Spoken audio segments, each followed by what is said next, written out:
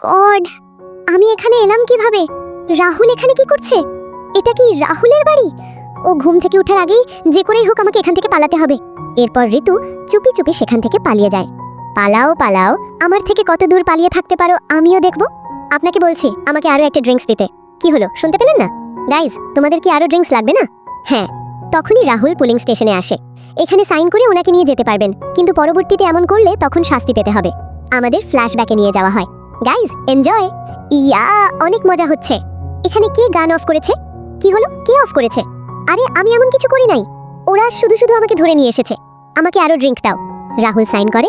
এই যে সবকিছু শেষ, এখন যাই। Good night sir. চল। ঠিক আছো? কি হলো? হ্যাঁ। বারের সামনে পুলিশ স্টেশন লেখা কেন? অদ্ভুত তো।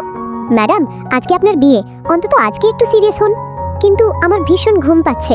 তখনই রাহুল চুপি চুপি এসে তাকে কুলে তুলে নেয়। সবাই হাসছে কেন? কি হলো, ওরা হাসছে কেন? আরে ও কখন হলো?